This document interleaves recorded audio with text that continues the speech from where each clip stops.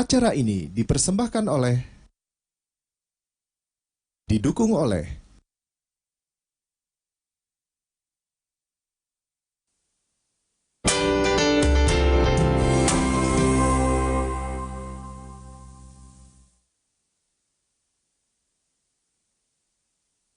Saya pengguna kereta api sudah 6 tahun.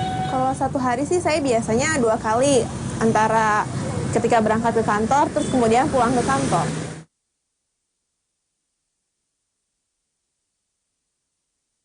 Kenapa saya pilih kereta api dibanding yang lain? Karena menurut saya kereta api itu ketepatan waktunya jauh lebih pasti. Karena dia menggunakan trail sendiri, jadi nggak terpaut dengan motor dan segala, jadi nggak macet. Mungkin terkendala kalau misalnya memang ada gangguan seperti sinyal atau semacamnya atau rel patah, tetapi itu mungkin jarang terjadi. Jadi kalau untuk ketepatan waktu, kereta api jauh lebih pasti dibanding mode transportasi lainnya. Mungkin kalau kereta api karena cepat aja kali ya, jadi ya karena emang stasiunnya juga udah dekat dari rumah, juga bisa gitu.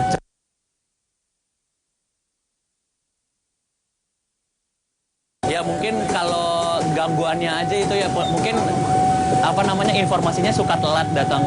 Jadi kita kadang tahu nih kalau kadang ada gangguan, kita tiba-tiba nggak tahu gitu. Jadi tiba-tiba kita suka telat 2 jam atau berapa gitu. Padahal kita nggak tahu nih kenapa keretanya. Kalau keluhan sih kalau untuk jam-jam sibuk, kadang kereta api itu masih lama ya. Jadi hanya intervalnya masih 5-10 menit itu baru datang. Mungkin untuk diperbaiki dari sistem keberangkatan dan lebih banyak kereta-kereta tambahan dari memang yang stasiun-stasiun yang memang banyak penumpangnya sih, seperti itu kalau menurut saya. Nah, kalau sekarang kan sudah lebih teratur kayak kebersihannya, kemudian jadwalnya juga mulai lebih teratur dari sebelumnya. Jadi kita yang sebagai penumpang setia kereta ini jadi lebih enak aja naiknya, juga nggak terganggu dengan tukang dagang kayak seperti dulu, kayak gitu sih.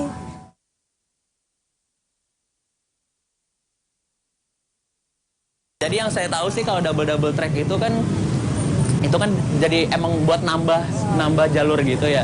Ya jadi mungkin bisa lebih cepat aja kali, kalau kan dia stasiunnya jauh-jauh juga tuh jaraknya. Saya berharap dengan pemerintah mengadakan double track untuk kereta api, kontribusinya itu memang sangat besar, terutama dengan pengadaan kereta. Sehingga saya biasanya kan nunggu agak lama nih, misalkan 15 menit sekali paling cepet, atau mungkin setengah jam gitu, bahkan telat. Dengan adanya double track saya bisa lebih cepat gitu kan, menunggu keretanya nggak perlu lama lah, mungkin 1 menit atau 2 menit aja menunggu kereta itu udah sampai. Terus kemudian juga saya kalau lagi buru-buru juga nggak perlu nunggu atau nggak perlu ngomel-ngomel lagi gitu, karena memang kereta itu salah satu transportasi yang penting ya, yang banyak digunakan masyarakat, terutama untuk ke arah ibu kota ataupun sebaliknya gitu.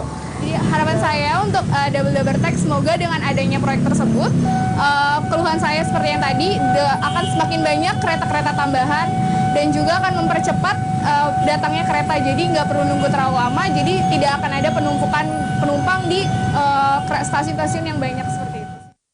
Dari komentar warga tadi sudah terbukti kalau kereta api ini masih menjadi primadona dan sudah nggak sabar nunggu double track selesai loh. Ini yang menyelesaikan tentu saja kontraktor ya. Iya. Gimana Pak? Ya, mungkin sebelum itu ke Pak Bambang. Tadi kan udah mendengarkan harapan masyarakat nih Pak. Nah, tentunya sebagai sektor swasta tentunya terketuk juga nih.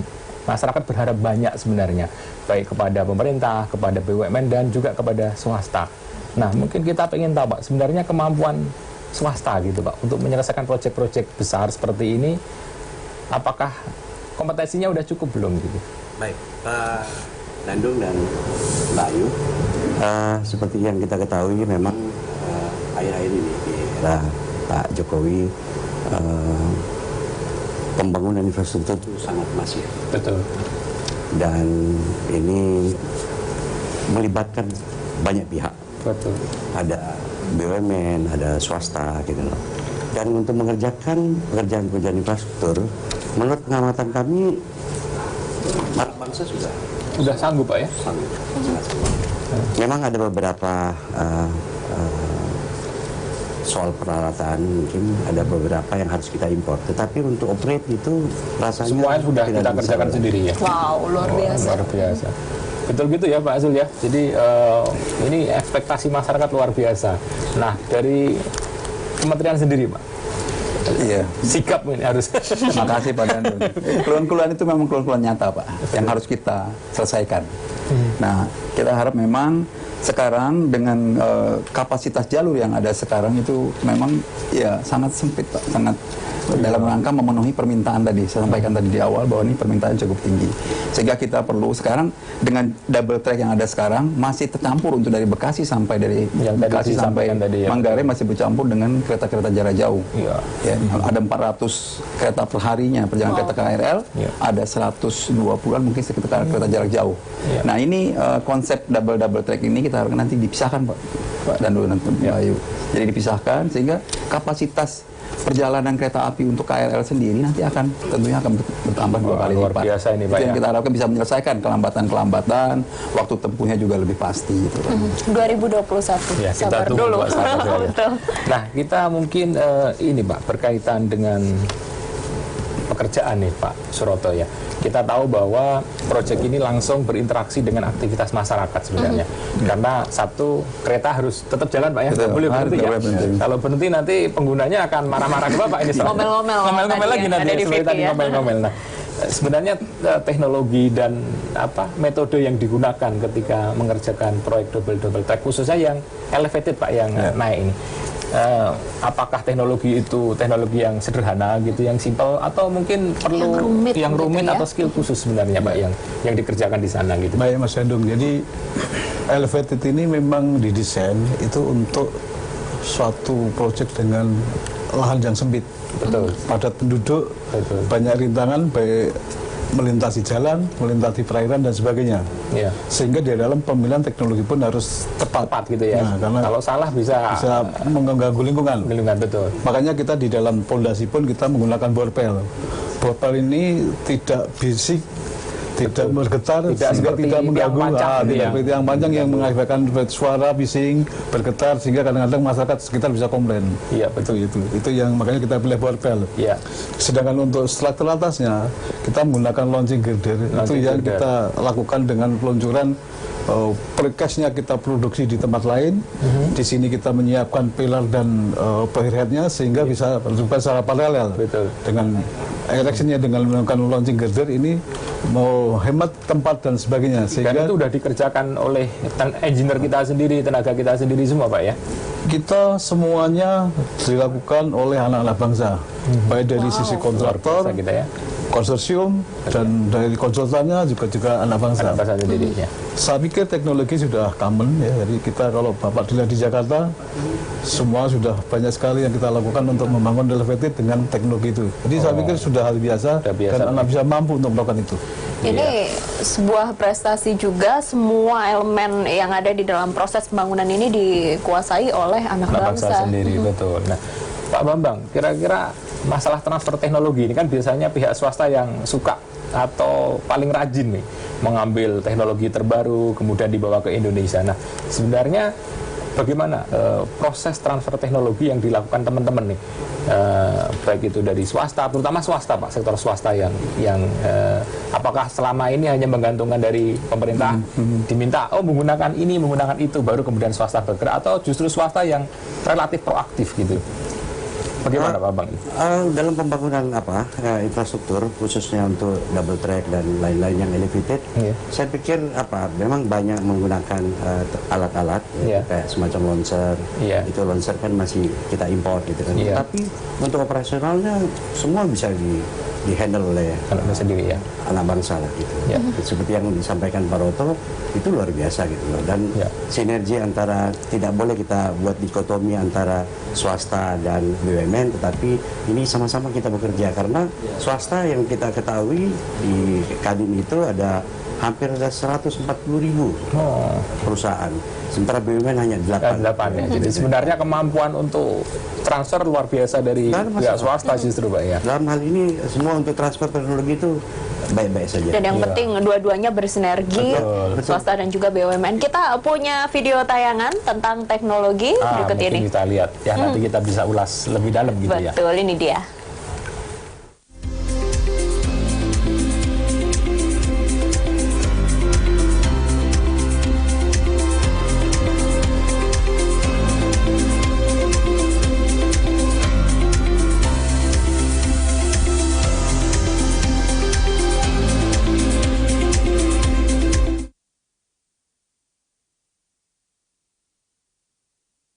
saat ini yang aktif itu hanya ada 2 jalur. Itu yang digunakan untuk komuter lain dan kereta long distance. Nah, kebetulan ditambah lagi saat ini ada kereta bandara. Pan bisa dibayangin dengan 2 jalur itu ada 3 kereta yang masing-masing punya jalur sendiri. Makanya dibangun double track ini. Jadi nanti akan ada 4 lajur total. Double yang baru, double lagi yang existing. Nah, double yang baru ini akan didedicated nanti untuk komuter lain. Mungkin sebagian kereta bandara akan masuk di sini. Nah, yang lama nanti sama kereta bandara atau kereta long distance itu yang akan melewati.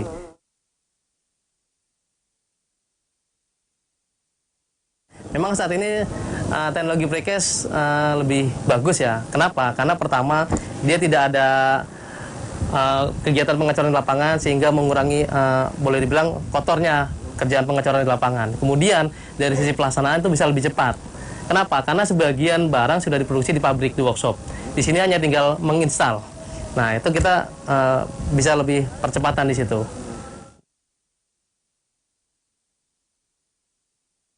Bahwa di sini ada 4 paket pekerjaan. Saat ini yang sedang kita kerjakan ini paket kami dari Utama Karya Modern Mitra itu pekerjaan sipil strukturnya. Dari fondasi bor pile, pilar, sama bangunan atasnya ini sendiri. Setelah kami selesai mengerjakan ini, kemudian teman-teman Wika akan masuk ke sini mengerjakan relnya, pemasangan relnya. Nah, kemudian rel terpasang, dilanjutkan dengan pekerjaan utilitas. Pihak-pihak LRS akan memasang tiang-tiang persinyalannya di sini.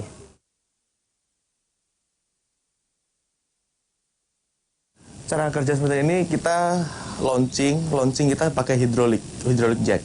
Kita launching hydraulic jack, terus kemudian kalau misalkan kita naikin segmen ini, ada yang namanya winch yang di atas itu untuk yang ini yang di atas itu winch itu buat angkat ini. Itu pakai remote juga kita ngendaliinnya.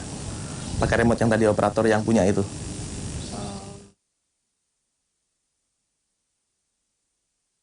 Kita misalkan segmen udah berada di posisi bawah ya, di atas tanah, sudah di asnya launcher, terus winch kita jemput, habis gitu winch kita jemput, kita kunci, pakai pen namanya, terus habis itu semua safety, kita naikin, di segmen ini ada urutan segmen 1 tergantung panjang span, segmen 1, 2, 3 dan selanjutnya.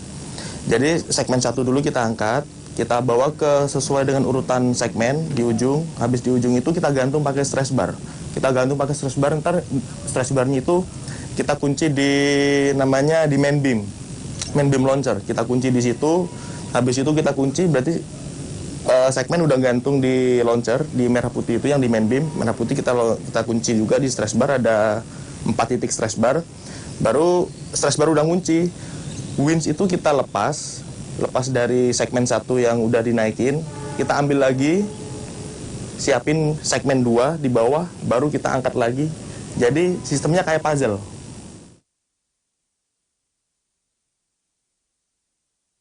Mungkin untuk kendala kita di cuaca ya mungkin ya. Kalau misalkan hujan, otomatis kita total berhenti nunggu hujan. Ya kalau misalkan kita hujan, otomatis kan ini dari baja atau besi, kemungkinan ada terpeleset atau apa, meskipun kita sudah ada body harness, ada apa, tapi kita kemungkinan meminimalisir untuk... Nah, di video tayangan tadi apa yang sudah dibahas dan diceritakan Pak Suroto ya? Sebenarnya itu gambaran grafis ya Pak Suroto terhadap apa yang dilakukan teman-teman di sana, metode apa yang digunakan, teknologi apa yang digunakan. Jadi kita berharap dengan penjelasan Pak Roto dan grafis yang menarik saya pikir ya. Betul, dan ya. tadi yang tidak kalah menarik, kita langsung melihat prosesnya yang di lokasi itu bagaimana pembangunannya sebelum nanti bisa menikmati hasil dari pembangunan. Kita akan lanjutkan perbincangan usai jeda berikut ini, pemirsa tetaplah bersama kami.